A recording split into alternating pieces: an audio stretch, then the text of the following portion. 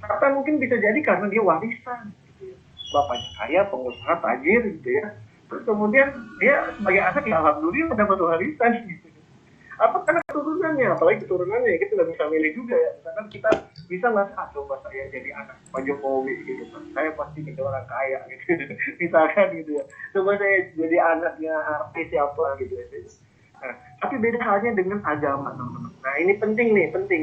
Kenapa kok kita diminta untuk memilih karena agamanya? Karena itu adalah bentukan gitu ya.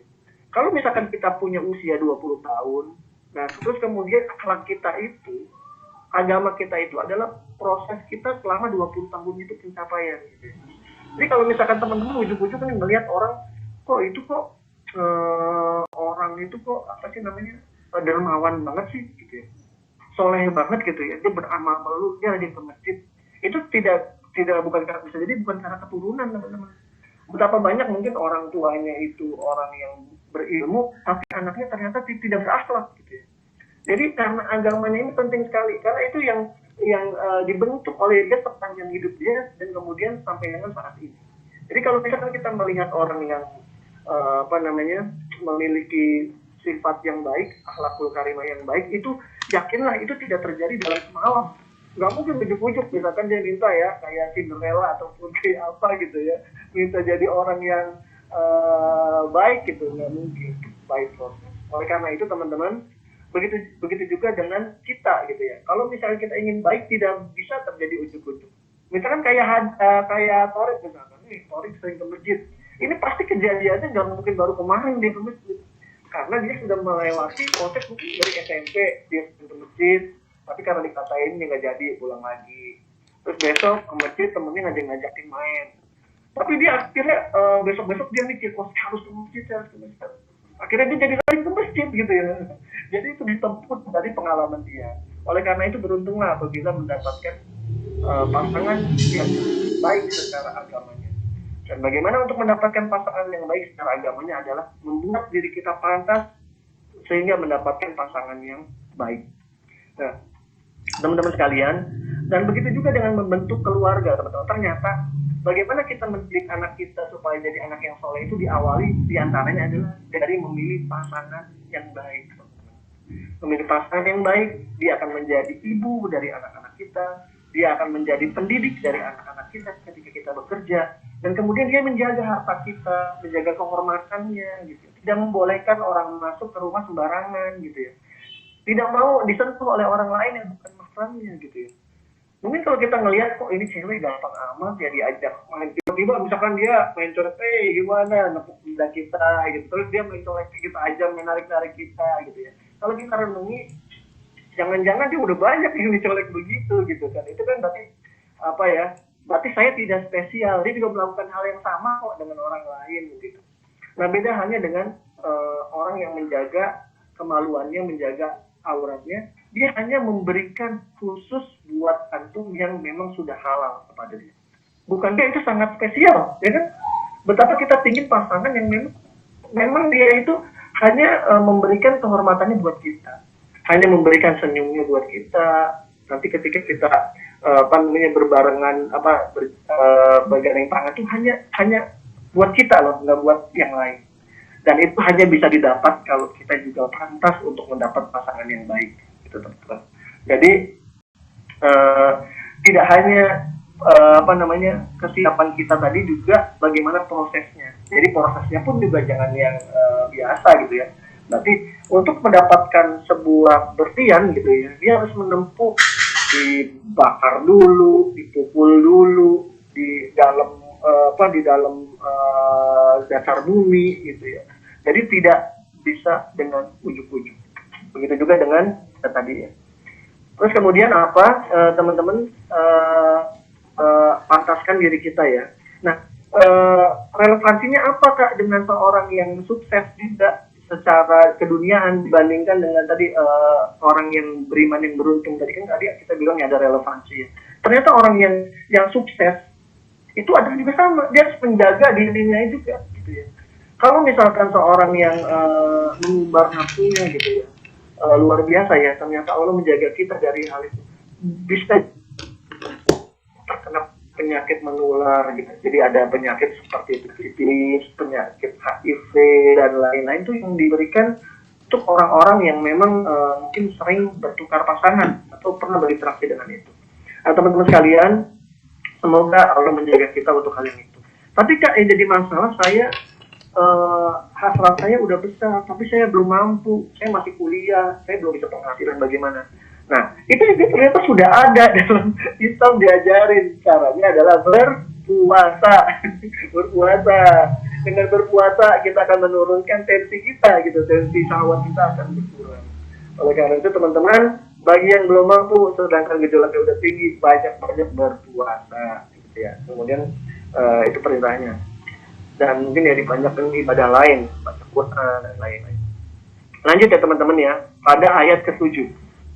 Faman ibtagha wara'a dzalika faulaika humul 'adun. Barang siapa yang mencari di balik itu maka termasuk orang-orang yang melampaui batas tadi ya. Jadi kalau misalkan kita mencoba mencari di luar tadi yang diajarkan oleh Allah gitu ya, maka kita termasuk orang-orang yang melampaui batas ya. Jadi orang yang berlebihan gitu ya.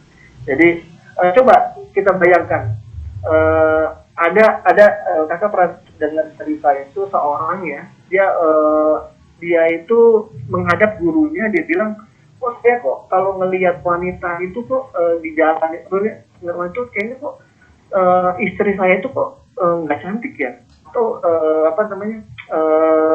kalah terus gitu dibanding yang lain gitu ya.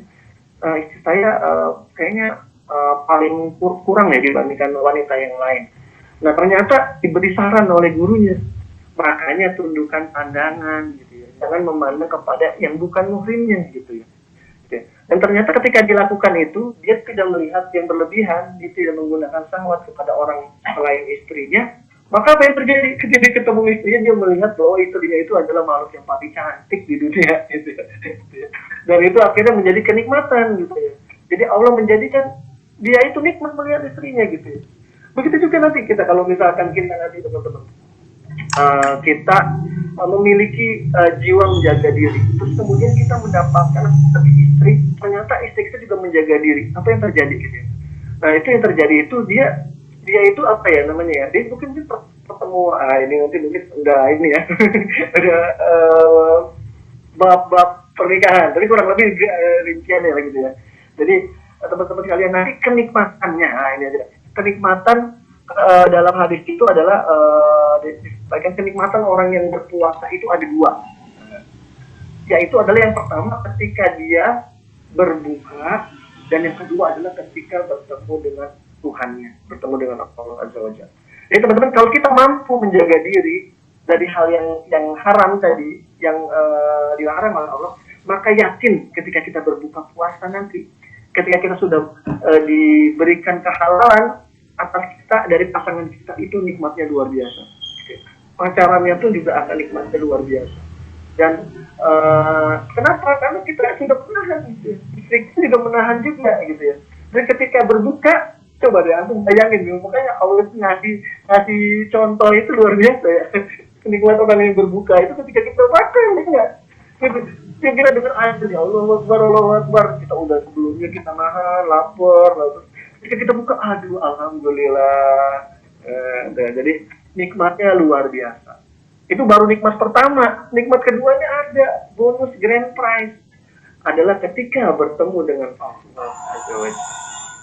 Jadi orang yang mampu menjaga dirinya nanti akan mendapatkan grand prize-nya bertemu dengan Allah gitu. Dan teman-teman kalian, ternyata penduduk surga itu ketika masuk surga itu mereka itu girang gitu, luar biasa senang gitu ya. Mungkin ada yang pernah cemplung di neraka gitu ya, sampai gosong-gosong, terus kemudian masuk surga itu senang luar biasa. Ada makanan, ada minuman, terus kemudian macam-macam lah gitu ya. Dan ternyata ada satu kenikmatan yang melebihi itu semua, teman-teman. Digambarkan gitu ya, bahwa ternyata mereka itu nanti akan bertemu dengan Allah. Dan ketika bertemu dengan Allah itu hilang semua kenikmatannya, hilang. Dapat kenikmatan yang paling besar itu adalah itu. Mudah-mudahan kita nanti juga bisa bertemu dengan Allah Azza wa Jalla di surga. Nah, terus lanjut ya teman-teman ya, ayat ke-9. Ayat ke-8 afwan. Walladzina hum bi amanatihim wa ahdihim ra'un. Yaitu orang-orang yang memelihara amanat dan janji-janjinya, teman-teman. Nah, ini penting nih. Kita, apalagi kita udah ngaji, udah mentoring kayak begini nih, kita harus mampu menjaga lisan kita dari janji-janji ya. Jadi janji, oke, boleh nggak sih berjanji? Boleh, tapi ukur kita. Kira-kira bisa nggak kita memenuhi? Contohnya misalkan apa ya janji ya? Waktu dan misalkan, kita kumpul yuk, oke, kapan? Besok jam berapa? Jam 10 gitu ya. Yakin ya jam 10? Ya, ini bagian dari janji itu. Terus sebagai seorang yang beriman kita harus tepat waktu gitu ya. Tadi kita udah belajar tentang disiplin. Jadi orang beriman harus tepat waktu gitu ya. Nggak molor dan apa gitu ya. Nah, sama juga orang yang sukses juga sama. Ketika berjanji dia pasti tepati gitu ya. Dan ketika dia itu udah ngomong oke. Tapi kadang-kadang yang jadi salah adalah ketika kita ngomong insya Allah. Nah ini teman-teman ini penting juga nih kata-katain ya. Ketika kita menyebut insya Allah ya, jika Allah berkehendak itu maksudnya adalah kita itu yakin bahwa kita bisa gitu ya. Kan kita janji jam 10, oke, itu maksudnya adalah kita sudah tahu bahwa kita besok nggak ada jadwal gitu ya. Kalau besok emang saya nggak ada jadwal nih, emang kosong nih. Makanya saya bilang insya Allah besok ya. Nah, kalau misalkan kita udah ngerasa ada jadwal, kita ngajak main atau apa, terus kemudian kita dengan alasan insya Allah, terus kita bilang terus kemudian besok nggak bisa. Nah ini nggak boleh juga teman-teman. Jadi kita harus bisa ngukur. Jadi insya Allah itu maksudnya itu adalah kita udah yakin bisa. Tapi kalaupun nanti mungkin besok jam 10 janjian, saya jalan jam 9, ternyata di jalan motor saya bannya pecah atau ada musibah atau apa sehingga kita nggak bisa nyampe. Nah itu maksudnya itu. Tapi kalau misalkan kita yakin nggak bisa, mendingan bilang aja nggak bisa. Maaf ya, saya nggak bisa seperti itu. Nah itu dari janji. Begitu juga dengan amanah. Amanah itu gimana enggak? Misalkan ada yang jadi bendahara, dititipin uang misalkan 1 juta, ya udah kita harus memenuhi. Kalau misalkan kita nggak bisa gimana? Ya kita harus cari pengganti seperti itu. Dan jadi seorang yang beriman beruntung itu dia sangat menjaga dirinya dari amanah dan janji gitu ya. Nah ini akan sangat bertolak belakang dengan sifat orang munafik gitu ya. Orang munafik apa? Dia berkhianat terhadap janji gitu ya. Dan dia suka berbohong, dia suka berdusta gitu. Oleh karena itu teman-teman, kalau misalkan kita menjadi orang beriman yang ini aja gitu ya, kita udah memiliki sifat sebagai orang yang memang layak dipercaya oleh orang lain. Atau juga memiliki sifat sebagai orang-orang sukses ya kan? Kalau orang sukses itu dia pasti akan dihargai oleh orang lain karena dia itu tepat janji. Dia juga orang yang amanah kalau diberikan tanggung jawab. Jadi sangat relevan sekali antara sifat orang beriman beruntung dengan sifat orang sukses.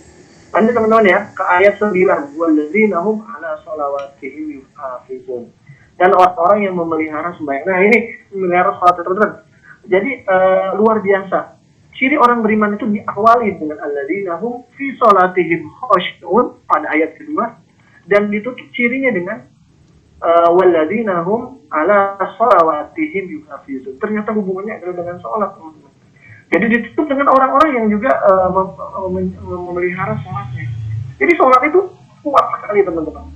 Jadi kalau kita ada masalah itu kita diperintahkan yaitu untuk kembali kepada Allah diantaranya dengan sholat gitu ya. Jadikan sholat dan sabar sebagai penolongmu seperti itu.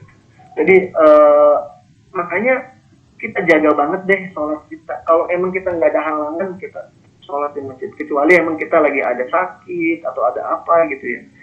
Kalau misalkan kita apalagi kita udah sekarang udah ngaji gitu ya, bagaimana kita maksimalkan ibadah kita gitu. Kita beruntung ketemu dengan teman-teman yang ada di sini gitu ya. Dan ternyata teman-teman di surga nanti teman-teman itu orang-orang itu nggak cuma makan, minum, terus kemudian senang-senang nggak gitu. Ternyata mereka berkumpul-kumpul, berkongkol-kongkol gitu kayak kita, kayak lagi ngobrol-ngobrol gitu. Misalkan habis nih di surga nih, misalkan ketemu sama si Araf nih, berduanya penduduk klaster Firdaus misalkan surga nih. Ngobrol si Hadis, Ras, gimana nih kita nih, alhamdulillah nih masuk surga, iya nih alhamdulillah Allah selamatin kita, kata si Hadis. Kata si Eras, iya nih, gitu. Ingat gak dulu kita waktu di SMA, kita ini yang di masjid gitu kan, kita lagi ini nih bersihin masjid. Oh iya gitu, jadi kayak begitu ngobrol begitu, ngobrol cerita gitu. Terus gini, iya nih enak banget ya, alhamdulillah nih. Aneh sekarang di klasternya, jadi kan surga itu tingkat-tingkat ya. Ya kita gampangin gambarnya kayak klaster dah ya. Ada klaster Bintaro gitu kan, klaster Kebayoran, ada klaster Pondok Indah, klaster BC gampang gitu ya. Tahu sebetulnya pasti jauh lebih enak. Nah, begini kata si ini, iya nih, Anda seklaster sama Abu Bakar Siddiq gitu kan, wah seklaster sama Rasulullah semuanya, amin ya, amin amin ya rabbal alamin gitu ya. Iya nih ada satu komplek nih gitu. Iya, si itu di mana tuh? Oh, si Torik di sebelah sono, Blok Z. Saya kan gitu. Terus inget-inget lagi, ada si itu tuh teman kita ya? Kok nggak ada ya? Iya ya nggak ada ya. Di mana ya? Coba cari di klaster yang lain. Nggak ada juga gitu. Nah di mana dia ya? Gitu. Nah itu ternyata di situ teman-temannya nih pentingnya kenapa mesti berkumpul dengan orang-orang soleh. Ini penting nih. Kenapa? Karena dia nanti akan bertanya, di mana teman saya? Dia nyari-nyari, nggak ada. Akhirnya dia mohon sama Allah, ya Allah, teman saya di mana? Ternyata temennya nyemplung ke neraka. Nah, kan perasaan solehan dia ya. Jangan-jangan tadi ini nggak ada, ya Allah, tadi di mana ini? Nyemplung ternyata di situ ya Allah. Kan itu kita bareng-bareng ya. Ya mungkin bisa jadi kita nggak tahu ya teman-teman ya. Mungkin dia tergelincir dengan suatu hal yang kita nggak tahu dan akhirnya dia mesti ditebus dengan masuk dicuci di neraka, kita nggak tahu gitu ya. Dan mungkin kita bisa jadi merasa bahwa dia itu adalah orang yang lebih mulia dibanding kita, mungkin teman kita, saudara kita tuh perasaan rajinan dia ya, tapi kenapa dia nggak ada, kenapa dia masuk neraka? Makanya mereka akan memohon, ya Allah teman saya ini ya Allah, tolong selamatkan ya Allah, selamatkan itu. Dan nanti bisa memberi syafaat kita bisa memberi syafaat saudara kita, orang tua kita atau mereka juga bisa memberi syafaat buat kita, nanti bisa menyelamatkan kita. Udah cari gitu, cari mana nih, ada yang gosong satu bukan gitu, di sebelah sana gosong bukan gitu, ternyata paling bawah gitu, hitam banget gitu, mukanya gak kelihatan gitu, tapi kita masih kenal sendiri. Mohon ya Allah selamatkan saudara saya ya Allah, selamatkan ya Allah. Ini dulu bareng-bareng sama saya, mungkin dia tergelincir, yang udah dibersihin, akhirnya bisa memberi syafaat dan akhirnya bisa berkumpul dia di surga nanti. Nah ini penting teman-teman, kenapa kita mesti berkumpul dengan orang soleh ini? Tidak hanya memberikan kita keselamatan di dunia, tapi juga memberikan kita keselamatan di akhirat. Dia akan membantu kita. Mungkin bisa jadi teman kita, saudara kita, orang tua kita, atau mungkin teman-teman mentoring yang ada di sini. Kita nggak tahu gitu ya. Makanya kita inget-inget nih yang ada di sini nih, saling ingetin, kalau ada yang salah diingetin. Mudah-mudahan nanti, kalaupun nanti nggak ketemu di surga, bisa ingat, ya Allah, teman saya, ini dulu bareng saya, nggak ada ya Allah, selamatin dia ya Allah. Saya rindu ketemu dengan dia ya Allah, dulu saya bareng-bareng, ngaji bareng. Nah ini penting sekali. Teman lanjut ya. Ulaika humul warisun pada ayat 10. Mereka itulah orang-orang yang mewarisi. Nah ini balasannya teman-teman, bagi orang beriman yang beruntung akan mendapatkan balasan. Apa balasannya? Alladzina yarisuna al-firdausa hum fiha khalidun. Mereka akan mendapatkan balasan mewarisi surga Firdaus dan mereka kekal. Nah ini surga Firdaus ini surga yang lux gitu ya, surga yang sangat tinggi, derajatnya paling tinggi gitu. Di surga ini nanti kita ketemu dengan para syuhada, orang-orang soleh gitu. Dan caranya ternyata juga dikasih bocoran, kisi-kisinya dikasih bocoran sama Allah. Kalau kita mau masuk surga Firdaus itu kurang sayang apa coba Allah ya? Allah ngasih kisi-kisi coba. Ente mau masuk mana gitu? Mau masuk surga Firdaus ya Allah, tapi ini paling tinggi gitu. Yakin ente bisa masuk kata malaikat gitu. Yakin gitu. Bagaimana? Saya nggak tahu caranya. Nah makanya baca surat ini, jadi tahu kisi-kisinya. Kita penuhi dan mudah-mudahan Allah memasukkan kita ke dalam surga Firdaus. Seneng nggak sih kita sih kebayang gitu ya? Misalkan kita sekompleks sama para nabi gitu ya. Masya Allah ya. Di depan kita sebelah sonoan dikit, Nabi Ibrahim gitu ya. Sonoan dikit, ketemu Nabi Ismail. Satu komplek gitu ya, luar biasa ya, komplek yang tertinggi. Nah, bagaimana supaya bisa masuk situ? Jadi pantesin diri kita gitu. Udah pantes belum gitu masuk situ gitu ya? Udah pantes belum kita masuk surga gitu ya? Kalau misalkan kita ibadah kita masih belum benar, terus kemudian kita juga masih banyak melakukan hal-hal yang tidak pantas gitu, udah layak belum? Tapi bukan berarti dengan begini kita kok jadi lemah gitu ya, kayaknya nggak mungkin, nggak bakalan, nggak, tidak boleh begitu. Jangan berputus asa dari rahmat Allah. Yang jelas kita sudah dikasih kisi-kisi sama Allah tadi terkait dengan orang beriman yang beruntung. Kita penuhi kisi-kisi itu, semoga Allah mudahkan. Karena tidak ada yang bisa memasukkan ke surga itu, nggak ada. Amal kita tuh nggak bisa masukin ke surga, nggak bisa. Kita bolak-balik sholat tahajud, sholat baca Quran, sampai dengan khatam berkali-kali, tapi kalau Allah nggak memberikan rahmat, Allah nggak mengizinkan kita, nggak akan gitu ya. Karena pernah ada ulama itu, dia itu beribadah sekian ratus tahun, terus kemudian dia ketika ditimbang, dia pengen kamu masuk dengan rahmat Allah, saya nggak mau gitu ya. Saya pengen masukin dengan amal saya gitu ya. Saya kan udah beribadah gitu ya. Terus ya udah ditimbang udah amalnya, ternyata banyak amalnya ini. Diadu sampai matanya doang satu, matanya nih nikmat mata, ternyata lebih jomplang, nikmat mata nggak bisa ditebus sama amalnya. Jadi yang memasukkan kita surga itu bukan amal kita, bukan keridhaan Allah, rahmat dari Allah gitu ya. Makanya jangan bangga dengan amal kita, tapi kita terus berusaha meningkatkan amal soleh kita. Yang menyebabkan kita masuk surga itu adalah rahmat Allah, kasih sayang. Oleh karena itu teman-teman, selama kita masih ada usia, selama kita masih ada waktu, perbaiki diri, perbaiki keluarga gitu ya, pantaskan diri kita supaya layak untuk menjadi seorang generasi mukmin yang beruntung. Itu teman-teman sedikit terkait dengan materi kita pada kesempatan kali ini, karena tadi ada beberapa yang izin agak bercepat terkait dengan surat Al-Mu'minun ayat 1 sampai ayat 11. Kita buka nanti dengan diskusi. Saya mohon maaf kalau misalkan ada kekurangan, kalau misalkan ada yang kurang berkenan, mungkin ada yang salah ucap, tersinggung dan lain-lain, kita mohon maaf. Semoga bermanfaat buat kita. Kalaupun ada salah itu adalah dari kata benar dari Allah. Berlebih kata dengan muntalim bila bisa lihat. Assalamualaikum warahmatullahi wabarakatuh. Saya kembalikan ke MC. Waalaikumsalam warahmatullahi wabarakatuh. Waalaikumsalam warahmatullahi wabarakatuh. Terima kasih atas materinya penjelasan surat Al-Mu'minun dari ayat 1 sampai 11. Ya, kita buka sesi pertanyaan. Apakah dari teman-teman ada yang ingin bertanya? Kalau ada yang ingin bertanya, monggo langsung dipertanyain biar Kak Didi bisa bantu jawab. Saya menanya Kak. Tapi out of topic lagi Kak tanya. Jadi gini Kak, saya kan pernah baca ya Kak, atau pernah dengar gitu. Katanya kalau Islam itu mengajarkan bahwa kita kalau ngomong itu ya sesuai adabnya Kak gitu, sesuai dengan apa namanya, nggak boleh asal ceplos-ceplos lah gitu. Nah ini memungkinkan bahwa kita itu jadi pendiam nggak sih Kak kalau kayak gitu Kak?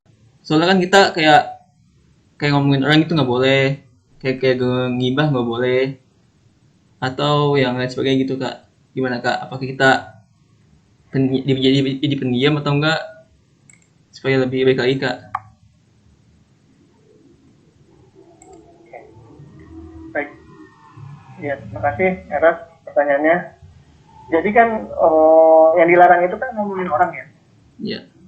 Tapi kalau misalkan kita berbicara tidak menyebutkan identitas gitu ya, kita berbicara terkait dengan sifat gitu ya. Tapi kemudian maksudnya adalah supaya ngerubah, maksudnya kita ingin terhindar dari sifat itu. Misalkan ada si A nih, teman kita itu kalau minjem duit nggak pernah balikin. Ini kan mungkin pernah ketemu ya, ada temen gitu ya, bilangnya minjem dia nggak pernah balikin, itu masih ada gitu ya. Nah tapi kalau misalkan kita ngomongin, takutnya jadi ngomongin orang gitu ya. Misalkan kita mau mencerna dari sifatnya, supaya kita nggak punya sifat seperti itu, kita berbicara kita ngambil hikmah supaya bagaimana tidak punya seperti itu gitu ya. Itu bisa jadi kita nggak usah pakai nyebutin nama orangnya, tapi misalkan ada si fulan atau kisah atau apa gitu. Nah tapi kalau misalkan di sisi lain, kalau misalkan kita itu pingin nasehatin, bisa juga. Nasehatin gimana? Ya kita ajak dia tidak di tempat terbuka gitu ya. Kenapa? Itu nanti akan menyinggung gitu ya. Alangkah baiknya kita nasehatin itu kita ajak ketika kita berdua gitu ya. Misalnya lagi ngobrol gitu ya. Karena kalau misalkan dia itu akan lebih kena ketika barengan. Tapi kalau misalkan satu kelompok, dia nanti akan tersinggung dan kurang baik seperti itu ya.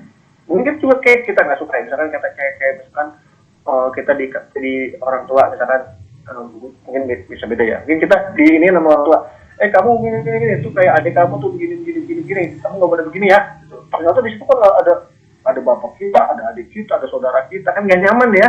Nah itu, jadi kalau bisa ngasih taunya bersembunyi-sembunyi. Nah terus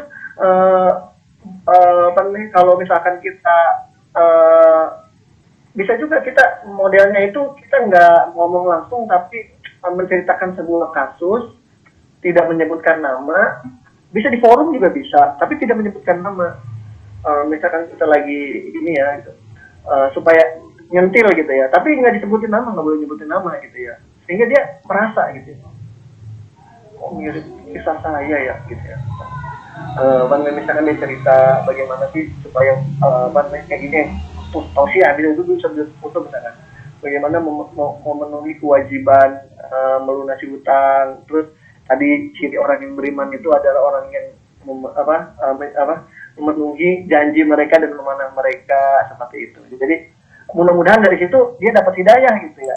Sampai kita berdoa ya Allah mudah-mudahan dia dapat hidayah. Itu boleh juga. Atau kalau misalkan tapi bisa juga berbeda ya. Kalau misalkan kita memilih pemimpin ngomong-ngomong kita harus ngomong ya. Karena kan kita memilih pemimpin gitu ya. Memilih orang yang kita tokohkan. Gitu ya.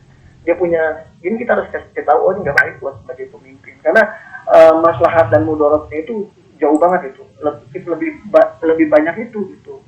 Kalau misalkan kita kasih tahu, maslahatnya akan lebih banyak. Kan kita nggak mungkin memilih pemimpin yang tidak baik, gitu, tidak amanah dan lain-lain seperti itu.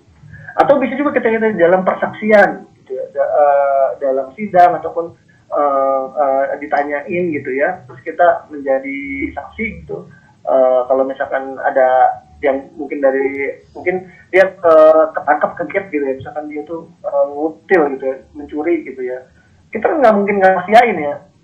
Ada busi fulan begini nggak mungkin kan ada kasus nih, misalkan contohnya ya, misalkan di Indomaret ada orang ngambil misalkan coklat gitu kan, coklat Silver Queen 5 gitu kan.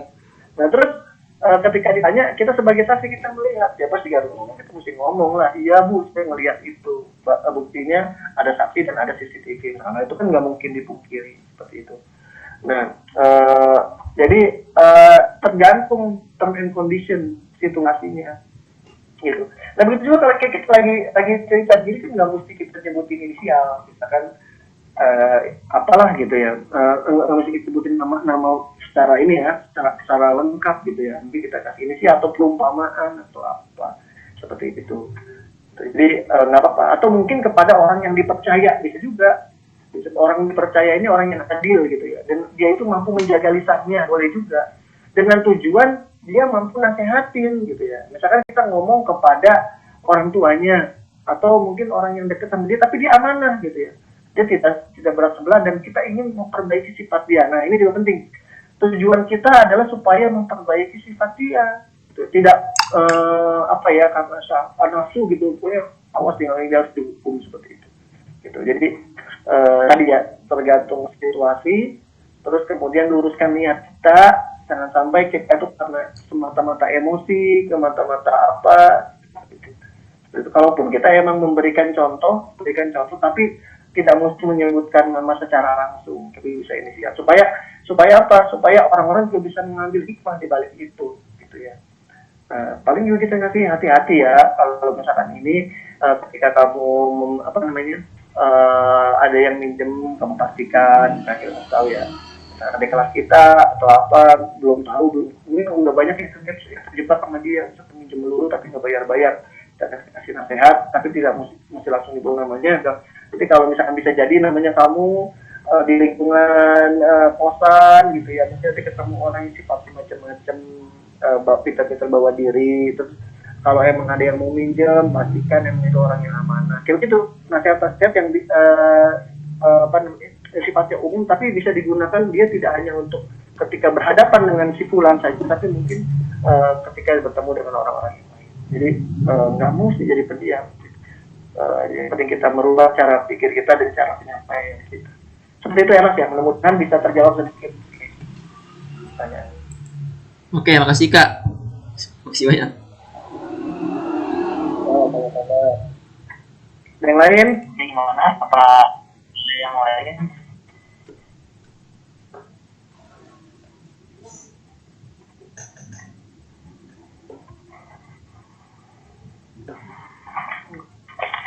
Gimana teman-teman? Cukup? Cuma saya kan mau nanya Kak. Ya, silakan. Tapi ini mungkin pertanyaan saya ya udah sering ditanyain. Kan Maaf sebentar. Tadi Hasi kalau 9:30 mau izin mau ngerjain tugas nggak apa-apa, silakan Hasi. Materinya penting udah tersampaikan, tapi kalau dia mau izin nggak apa-apa karena dia mau ngerjain tugas. Lanjut tarik silakan. lebih sedikit juga nggak apa-apa Kak. Enggak siap. Aku sih izin bertanya Kak. Mungkin kan buat menggapai semua itu perlu keseriusan yang nggak usah istiqomah lah. Ini pertanyaannya saya tanya lagi, gimana kita kalau misalkan kita udah kayak misalkan rajin ke masjid itu kan ada godaan, terus ada pemikiran jadi bikin malas ke masjid, terus jadi ada di rumah dulu, kan ada hal pengen ke masjid lagi, itu cara bikin kita istiqomahnya gimana Kak? Maksudnya Kak? Ya. Baik. Ini mungkin juga bisa jadi dialami oleh banyak kita ya, mungkin kita semua juga mungkin sempat ngalami gitu ya. Kita itu akan diuji. Jadi teman-teman kita harus tahu ya bahwa orang-orang itu semua itu pasti akan diuji gitu ya. Bahkan dalam surat Al-Ankabut ayat 2 itu Allah menyebutkan bahwa apakah kamu mengira orang yang beriman itu akan dibiarkan gitu aja gitu ya. Sesungguhnya nanti akan diuji gitu. Semuanya akan diuji teman-teman. Kenapa? Ujian itu adalah sesungguhnya untuk meningkatkan kualitas kita. Ya kayak misalkan kita mau masuk SMP, kita harus dites dulu di SD. Kita mau masuk SMA, kita harus terus dulu di SMP. Kenapa? Untuk menentukan kita layak atau tidak gitu ya. Nah begitu juga dengan episode hidup kita. Mungkin nanti kita akan mengalami namanya, mungkin kita punya masalah ekonomi, masalah keluarga, masalah kuliah dan lain-lain. Itu sesungguhnya adalah bagaimana cara Allah. Nah ini ketika kita melihat masalah, pola pikir kita adalah ini adalah bagian bagaimana Allah itu ingin mendewasakan saya. Ini adalah bagian dari bagaimana Allah itu ingin mengajarkan saya supaya saya lebih baik gitu. Gitu. Sehingga dengan begitu kita tidak akan berburuk sangka dengan Allah. Itu yang pertama. Jadi luruskan niat kita lurusin dulu. Gitu ya. Jadi jangan sampai kita salah tuh. Mungkin nanti bisa jadi, nah yang namanya setan ya teman-teman ya, bisa jadi masuk gitu ya. Perasaan kamu kok rajin ke masjid gitu ya. Tapi kenapa nilainya banyak yang C ya? Kan gitu misalkan ya. Itu temen kamu tuh nggak pernah ke masjid nilainya banyak yang A. Itu kan ada godaan gitu. Atau itu juga, kamu kan sering sholat malam ya. Kok kamu orang tuanya rezekinya nggak sukses kayak si itu. Padahal dia nggak pernah sholat gitu. Nah itu bisa jadi ada gangguan. Makanya kita diperintahkan tetap untuk belajar, mengetahui keutamaan sholat di masjid, terus kemudian mengilmui permasalahan itu kita ilmui. Kenapa sih kita mesti ke masjid? Apa sih benefit buat kita kalau kita melakukan itu? Kurangannya apa? Itu diilmui juga. Terus kemudian apa lagi? Kita sadari bahwa ini itu tidak akan tidak akan lancar aja, kita harus melawan hal itu gitu ya. Dan selanjutnya kita berdoa sama Allah. Makanya ada doa namanya ya muqallibal qulub tsabbit qalbi ala dinik.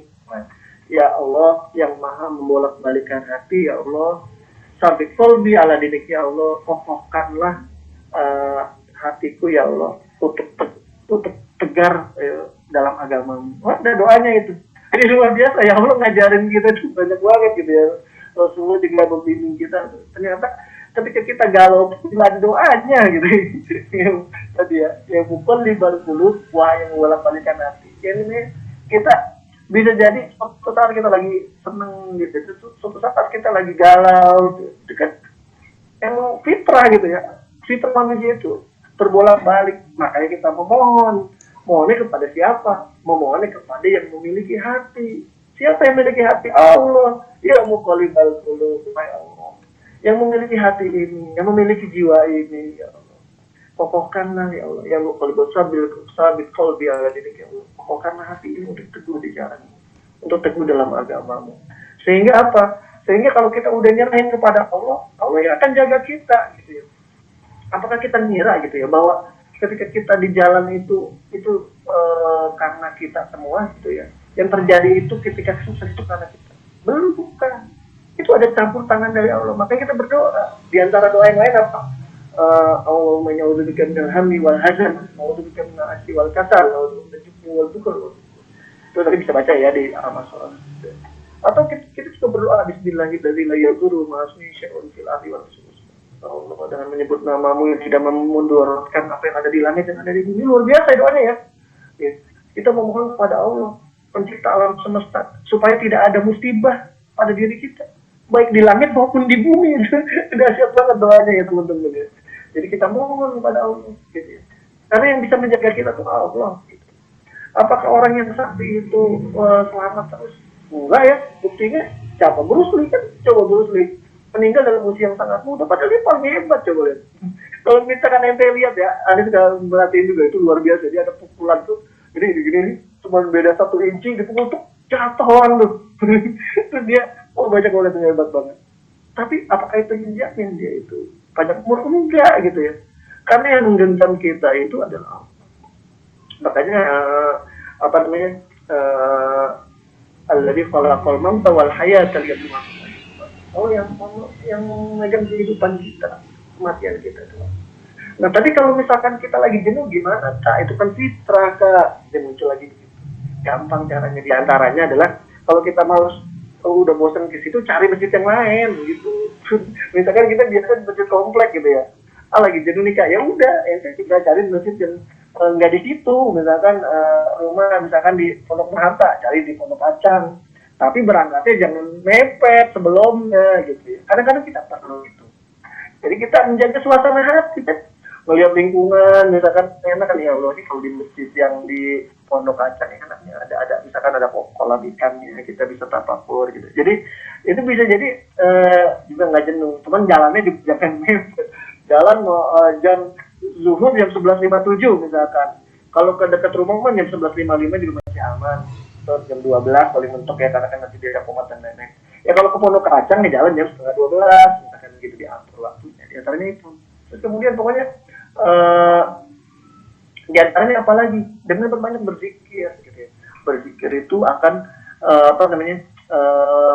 ikut membersihkan hati kita gitu. Jadi hati kita itu seperti cermin kan, kata Al-Ghazali ya, Imam Ghazali. Jadi ketika kita berbuat maksiat itu akan ada nokta-nokta hitam gitu ya, menutupi itu. Terus kalau misalnya kita berbuat maksiat lagi, ada lagi nokta hitam ya. Nanti kita lagi bisa tutupin, ada cermin atau ada kaca dia, terus kemudian ditetesan tinta hitam. Terus kemudian kita maksiat lagi, ada lagi tinta hitam. Dan kalau misalkan tinta hitam itu terus-terusan ada banyak, maka akan tertutuplah cermin itu. Dan itu tidak lagi berfungsi bisa melihat yang ada di yang gambar ataupun wajah yang ada di depannya, karena tertutup. Nah, makanya bagaimana caranya kita bersihkan? Bersihnya di antaranya apa? Dengan berzikir. Berzikir gimana, Kak? Nah, kita sempat bahas ya. Bisa beristighfar, bisa membaca subhanallah, alhamdulillah. Nah, kenapa itu? Kita memuji kebesaran Allah. Nah, coba kalau misalkan kita renungi ya, teman-teman, kenapa sih kita disuruh membaca alhamdulillah ya?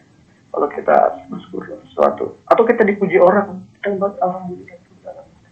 Alhamdulillah itu artinya mengembalikan pujian itu hanya layak buat Allah. Gitu ya. Kita dipuji nih, ya Allah, si Elma soleh banget ke masjid melulu, gitu kan. Emang gitu, dari sononya, gitu. Saya ngomong dari dulu begini, nah nggak boleh begitu. Alhamdulillah, segala puji hanyalah milik Allah. Karena yang layak dipuji adalah Allah. Kita kembalikan pujian itu kepada Allah. Allah masih memberikan saya nikmat iman, nikmat Islam. Nah, dengan begitu luar biasa, Allah akan tambahkan nikmat kita. Gitu. Jadi kadang-kadang itu kita tuh seneng itu ya, jiwa kita plongnya itu karena Allah yang kasih gitu ya. Karena kita mengembalikan tuh, kita tuh gak layak apa-apa gitu. Coba deh teman-teman kalau kita bayangin ya, coba deh kita semua deh, kita renungin gitu ya. Kita punya maksiat apa gitu ya. Misalkan kita suka ngapain gitu ya.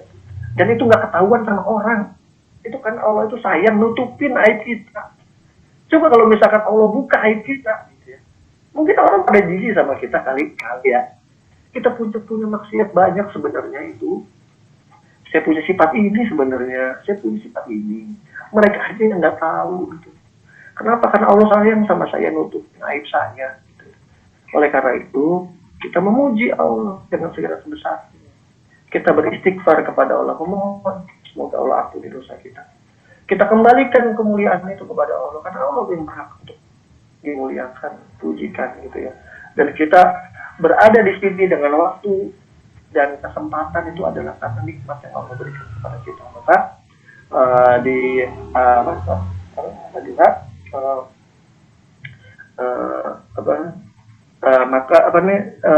terhadap nikmat Tuhanmu maka kalian hendaklah menyebutnya dan kan mau ada bahasa Tuhan ini nikmatika rabbika fahadis ya gitu kan, tapi gitu ya ada hadis. Maka dari nikmat Tuhan kalian kita puji Allah, kita puji alhamdulillah, subhanallah, masya Allah. Kita kembalikan, kita ada di sini, kesempatan ini adalah Allah yang berikan. Oleh karena itu kita maksimalkan nikmat yang Allah berikan itu supaya kita jadi bermanfaat dan bisa menjaga amal soleh kita. Mungkin itu sedikit, mudah-mudahan ini kepanjangan jawabannya. Tarik, mohon maaf ya kalau kepanjangan. Mantap Mas, luas jawabannya. Jadi ada banyak pandangan-pandangan lagi dari masjid, cari masjid baru, proses masjid itu coba cari orang baru ya, mungkin lumayan kok menjawab semuanya, malah jadi pandangannya makin luas lagi. Mungkin teman-teman ada yang ingin bertanya lagi? Oh ya Kak, saya mau nanya deh.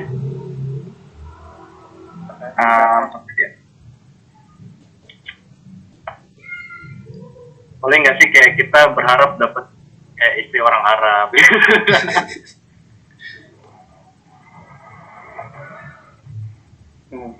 Gimana Kak? Berharap dapat istri orang Arab, ya.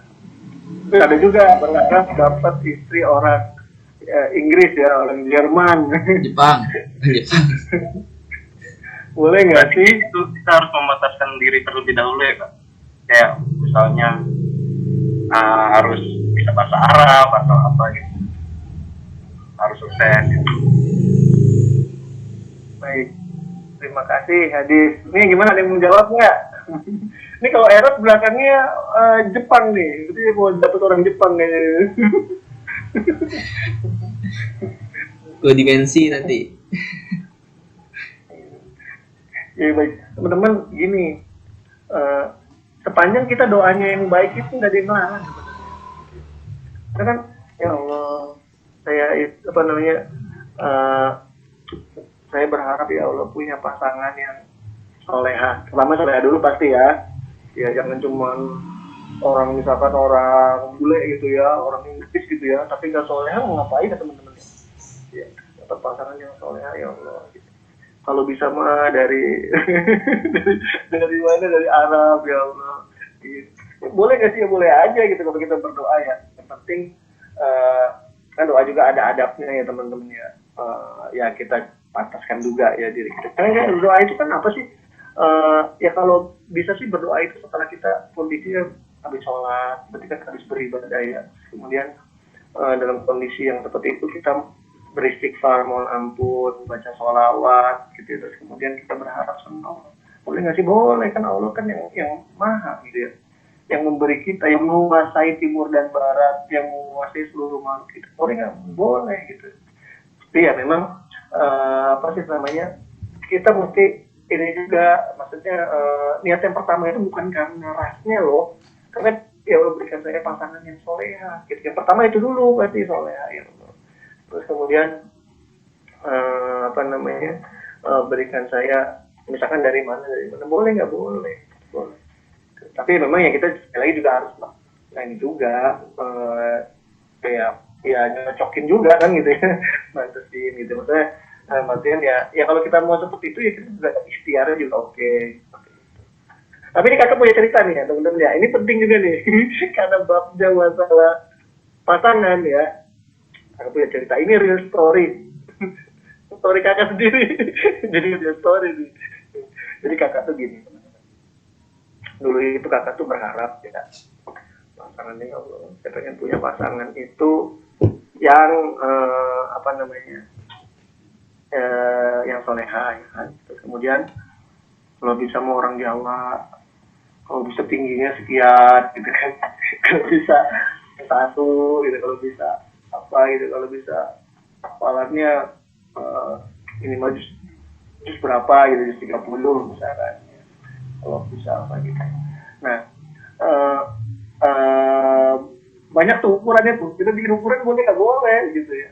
Nah terus kemudian kakak kan proses ta'aruf ya, dan ta'aruf itu kan itu minta tolong sama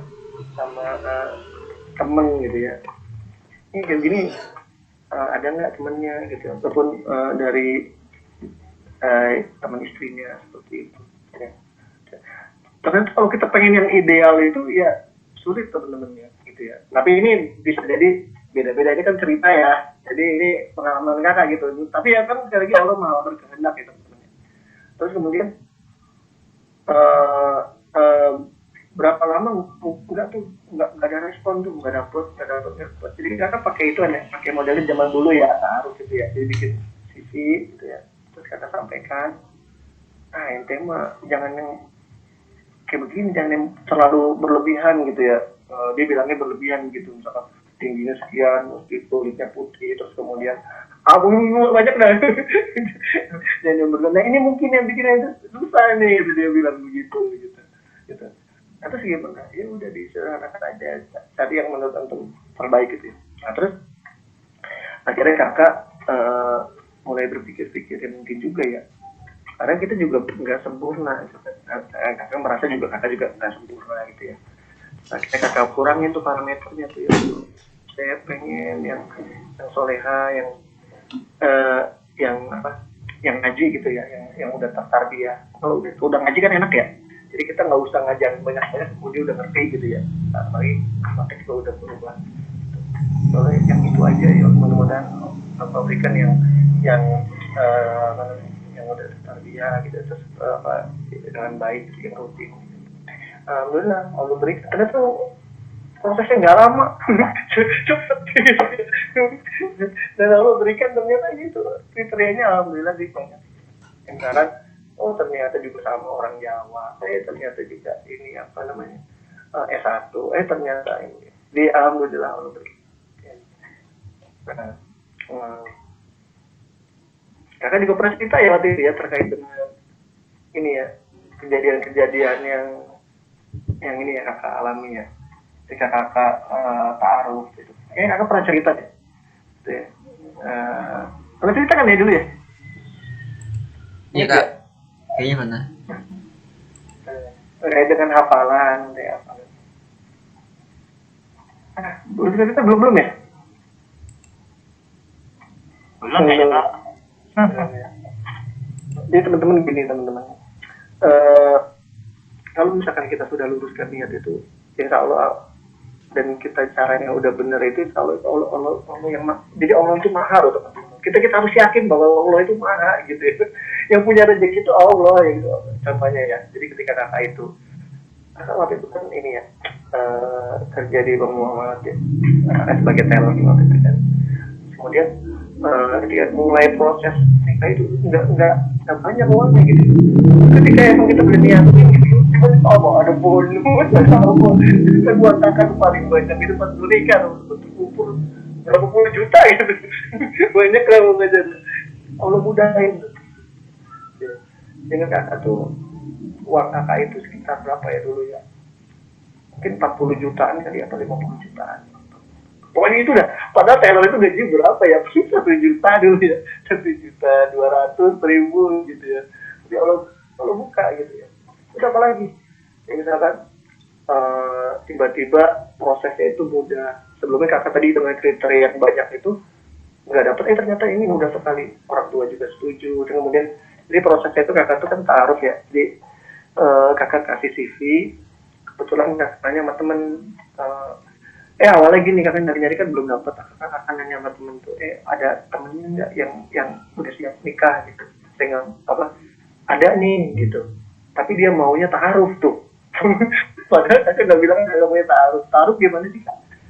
Pak zaman dulu ya, dia pakai CV, bikin CV nama misalkan Muhammad Torik Dimansa, tanggal lahir, terus apa sifatnya bagaimana, keluarganya gimana gitu, terus kekurangannya apa, zaman dulu gitu ya. Kemudian kakak juga bikin dia juga bikin, terus kemudian kita bisa tahu juga ternyata dia udah tarbiyah gitu kan. Terus habis itu apa tuh, dikasih foto. Nah, terus kemudian dia ngobrol sama keluarganya pakai situ gitu ya, oh iya nih besok nih gitu, udah lo masih terus apa itu langsung ketemu nggak kak? Nggak ketemu, enggak. Jadi ketemunya di mana kak? Pada waktu itu kakak janjian beliau dengan ustazahnya, kayak gini mentoring ya, ada ustazahnya nemenin, ustazahnya juga dengan suaminya, ketemunya di Masjid Sunda Kelapa pada saat itu ya, kayak ingat udah Januari Januari 2008 kalau nggak salah, 2008. Kakak ditemenin oleh teman kakak, di situ baru ketemuan terus kakak ngobrol. Tapi beliau dengan ustazahnya dengan suami ustazahnya, kakak di sini sama teman kakak tanya-tanya. Ya, jadi nggak langsung ketemu. Habis itu saya juga ngeliat, oh iya. Terus kemudian lanjut, habis itu apa? Udah oke, lanjut ke prosesnya, lanjut. Kakak ke rumahnya ketemu dengan keluarganya pada saat itu. Ada kakaknya, istri, orang tuanya, ngobrol, kerja di mana, macam-macam ya. Ditanya-tanyain lah gitu. Jadi nggak berduaan, nggak. Terus apa lagi habis itu? Habis itu istri ke rumah kakak bersama dengan kakaknya dia, mungkin pengen tahu juga. Udah begitu. Habis itu apa lagi? Habis itu kebetulan orang tua kakak ya, yang kakak itu kena sakit jantung, serangan jantung pada saat itu. Akhirnya tertunda lah, harusnya nggak boleh lama-lama ya. Tertunda. Kemudian sudah agak sembuh, kakak nggak lama deh komunikasi. Habis itu udah lamaran udah bersamaran, udah nikah gitu ya. Dan subhanallah gitu ya, luar biasa ternyata. Itu di atas ekspektasi gitu ya, luar biasa gitu ya. Secara amalan dan lain-lain luar biasa gitu. Dan itu luar biasa. Apa itu betul kakak merasakan baik. Kakak tadi bilang nikmatnya berbuka itu, puasa itu ketika berbuka itu benar. Ngalamin sendiri langsung itu betul gitu ya. Jadi Allah itu luar biasa gitu ya. Allah itu kalau kita itu ya kakak nggak ini lah ya, kalau kita berbuka itu nikmat kayak gitu kan ya. Jadi kita sudah menjaga, terus kemudian dikasih kesempatan berbuka, itu Allah kasih nikmat itu. Nah, terus ada tadi story lagi, satu lagi ada cerita. Pada saat itu kakak masalah surat Ar-Rahman, ini kakak pernah cerita deh ya. Jadi kan pada saat itu gini, kakak itu suka sekali membaca surat Ar-Rahman pada saat itu. Kenapa? Karena itu ayat cinta ya gitu ya, gimana Allah itu sayang sama kita. Allah memberikan nikmat apa namanya, nikmat sehat, dan nikmat rezeki, nikmat lain-lain ya, sampai nikmat surga dan lain-lain. Makanya sebenarnya itu keutamaan Allah itu di atas itu karena Allah punya sifat rahman, itu luar biasa. Allah itu sayang sama kita. Nah, itu akan senang sekali baca soal. Nah, jadi ceritanya ini keajaiban juga ya.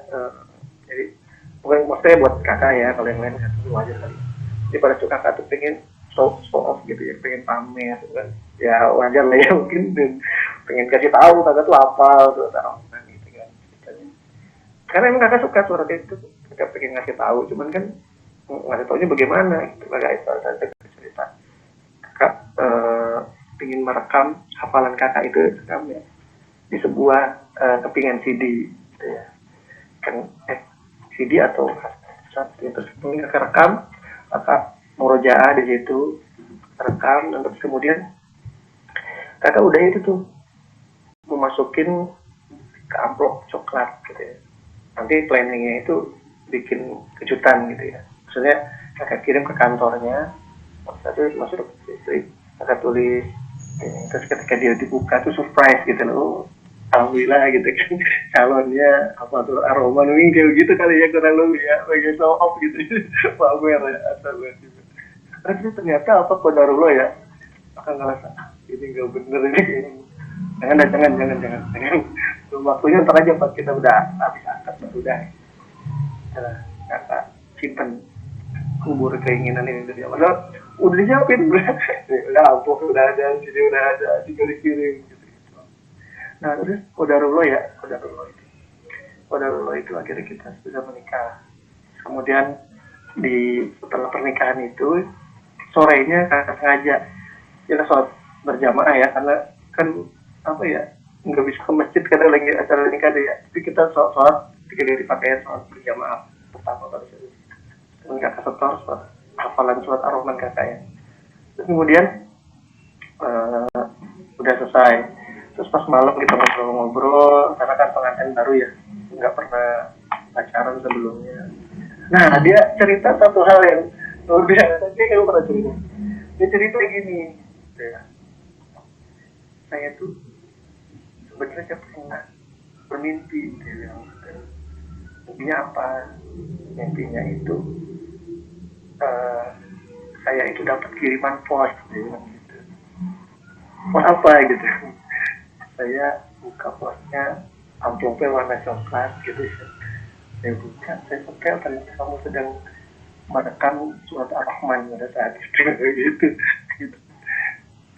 Kemudian saya ingat kaget tuh. Ini kan dulu planningnya nggak jadi, tapi masuk ke mimpinya gitu. Jadi itu spesial banget gitu ya. Kalau buat kakak ya, atau mungkin kalau biasa kakak lebay gitu, ada yang bilang gitu. Cuman yakin lah teman-teman bahwa Allah itu, skenario Allah itu bekerja. Gitu.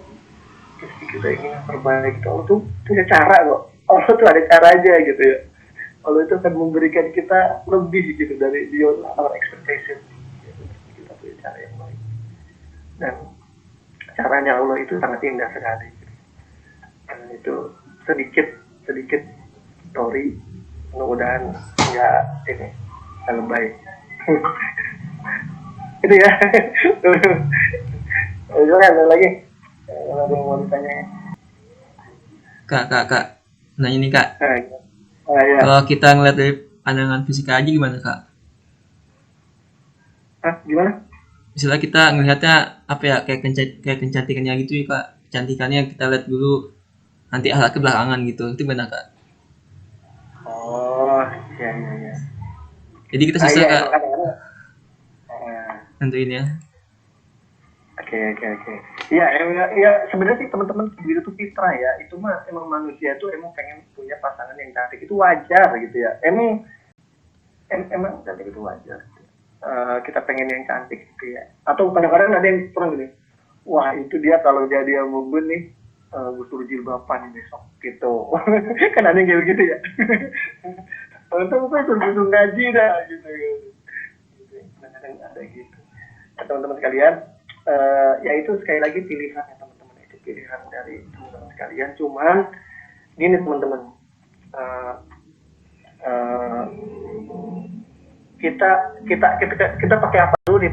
Pakai ukurannya, misalnya ukurannya ini ya, yang umum lah ya, rasionalitas gitu ya. Coba kalau menurut teman-teman itu lebih enak, ini yang enak ya, lebih enak itu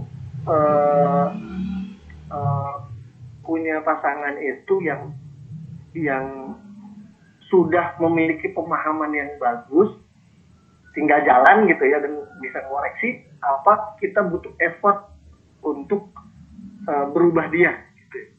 Nah ini dulu pakai rasional aja, rasional masa gini. Ya. Misalnya kayak gini, ada nih, kayaknya bisa merubah dia, gitu. Cantik gitu ya. Tapi butuh effort itu, butuh effort. Misalkan, oh, teman-teman kalau misalkan orang itu suruh bangun sholat subuh susah loh. Jadi mungkin kalau teman-teman bisa sholat subuh tepat waktu itu luar biasa. Ternyata ada untuk ibadah aja susah itu, effortnya nanti akan lebih besar. Gitu. Ya, misalkan kita ngajarin dia, terus kemudian bangunin dia. Itu kalau bukan karena bentuk yang udah lama itu, effortnya besar. Bisa nggak sih Kak? Bisa, cuma effortnya besar gitu. Ya misalkan kita apa ya contohnya ya, misalkan apa ya, dorong kalau misalkan dorong gerobak gitu, atau dorong mobil, bannya itu bocor gitu ya, berat gitu. Tapi kalau misalkan dorong dia itu bannya lancar gitu, terus kemudian jalanannya juga turunan gitu, kan lebih mudah gitu. Jadi secara effort, dan mungkin bisa jadi ada yang dorong tapi kan ya itu bebas ya, itu pilihan gitu. Kenapa enggak kita minta sama Allah, kita sama Allah, ya Allah saya pengen yang soleh, ya. Bisa yang cantik ya Allah, ya apa boleh nggak sih? Nggak boleh, saya juga bilang nggak boleh. Kalau bisa orang Arab ya Allah, boleh nggak boleh, orang minta nggak boleh gitu. Tapi ya itu tadi masalah effort. Yang kedua apa? Nanti akan berpengaruh terhadap pola didik anak. Nah ini juga penting. Kita mendidik anak itu kalau misalkan tektoknya sama pasangan itu kurang, apalagi dia pemahamannya kurang, itu nanti akan berpengaruh pada pola didik anak kita. Gitu. Ya misalkan dia itu gimana ya? Dia merasa kalau telat sholat itu biasa, gitu. Itu gawat ya, gitu punya anak. Ayo udah sholatnya ke masjid. Ntar kata ibunya gimana? Udah nggak apa-apa, juga anak kecil biarin aja, masih belajar lah. Gawat ya. Atau misalkan kita lihat anak kita, kok ini di dompet hilang dari 50.000, terus ketahuan sih anak kita. Oh ternyata ketahuan saat kita tergok, terus kata ibunya, ya biarin, namanya anak kecil masih berubah, ntar mah tenang aja lah. Gawat lagi. Nah itu gitu dulu. Bedanya kalau misalkan pasangan kita ternyata tektoknya nyambung tuh. Makanya tadi kan laki-laki soalnya buat itu nanti tektoknya nyambung. Misalkan pas anak kita misalkan nggak sholat, terus gak cuma jauh-jauh kita dah misalkan kita malas ke masjid, nanti istri kita, ayo di masjid, gak ada tuh, enak gak tuh? Terus ayo ntar biar Allah, tapi itu rezeki kita, gitu. Adem kan ya? Atau pulang kerja di sana, pulang kerja, assalamualaikum, bukain pintunya, cium tangan, terus kasih ngiri ada segala macam. Terus dibilang apa? Maaf ya, misalkan dari kita, maaf ya, ini belum bisa ngasih maksimal. Terus dia bilang apa? Alhamdulillah, yang penting sehat, ibu udah sehat, udah berkah dari Allah, gitu ya. Rezeki mah bisa dicari, Allah nanti akan ada buat jalannya. Nah, enak gak? Mengatakan kayak begitu. Kalau misalkan yang lain, misalkan kurang gajian ya, transfer. Pindahin gitu. Nah, gitu. Tapi itu contoh ekstrim ya, gitu, teman-teman ya. Mungkin ya kita bisa menimbang-nimbang lah. Ya bisa aja. Tapi kenapa nggak kita minta yang banyak sama Allah yang lu berikan, yang soleh, yang cantik, yang kita sama Allah. Tapi kalau bisa ukuran pertamanya adalah agamanya. Tapi beda kalau misalnya kita udah netap gini, ya Allah, saya maunya sama si A, gitu lah. Ya Allah si A aja dah, kalau nggak si A saya nggak mau, gitu. Netapin si A, gitu ya. Ya itu. Boleh nggak sih? Ya boleh aja, cuman gimana ya kan? Belum tentu juga ya. Baik kita bisa jadi kenapa gitu? Bisa jadi ternyata si A itu punya sifat yang kita nggak tahu atau apa. Terus ternyata qadarullah, bisa kan qadarullah bisa jadi ternyata kita dapat si A tapi si B. Gitu. Terus kita nyesel, ya Allah, saya maunya yang A, ya Allah kenapa kau kasih yang B, gitu kan? Ternyata bisa jadi itu skenario Allah buat kita nyelamatin. Oh, A ini gitu, dia ini punya sifat yang kurang baik ini, bisa jadi ya keluarganya. Makanya kita mau ya Allah, berikan pasangan yang terbaik buat saya, yang baik agamanya, yang soleh, yang bisa menjadi istri yang baik, sama-sama bahagia di dunia, sama-sama bahagia di akhirat, mendidik anak-anak saya gitu. Terus, ya gitu doanya, ya Allah saya ingin yang terbaik ya Allah. Kalau dia memang yang terbaik buat saya, maka dekatkanlah ya Allah.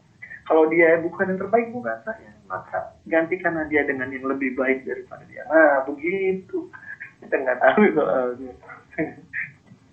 Dan ya Allah saya maunya kayak artis yang di Ikatan Cinta itu, ya Allah dia aja ya Allah. Gitu. Boleh nggak sih? Boleh aja, cuman ya itu tadi kita lah udah dapat ilmunya, kita bisa nimbang di situ apa yang terbaik buat kita. Semoga apa nih Allah tuh memberikan tuh yang terbaik buat kita ya, yang bisa ya, yang kan kita kan hidup itu apa ya, bahagia itu pengen nggak cuma dunia, kayaknya akhirat gitu. Kalau kita nanti di dunia bareng-bareng, di akhirat nggak bareng kan nggak enak, pengen bareng dua-duanya. Mudah-mudahan yang terbaik dapat semuanya, dapat yang solehah, cantik semuanya, kayak yang keturunan yang baik. Amin ya. Amin. Itu nih ya, jawab nggak tuh? Mudah-mudahan. Terima kasih Kak. Berarti cantik itu bonus ya Kak? Bonus. Boleh. Teman-teman nih, kakak boleh cerita juga nih. Jadi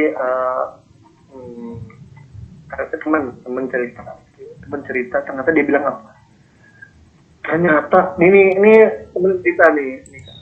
Ternyata jadi kalau orang cantik, ternyata cantiknya cuma bertahan 2 bulan, sebulan atau 2 bulan gitu. Habis itu yang kelihatan lainnya adalah sifat.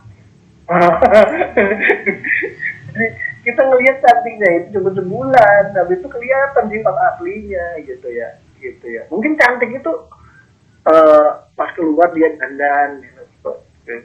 Tapi ternyata pas ini yang ngomong teman kakak ya, yang dia belum lama habis nikah, terus ternyata dia itu katanya, jadi cantik itu mau paling cuman bulan atau 2 bulan, habis itu mah bukan misalnya cantik aja katanya dia gitu. Kalau kakak nggak tahu ya, kalau kakak masih alhamdulillah sih masih nikmat dengan yang sudah diberikan sekian tahun yang lalu oleh Allah.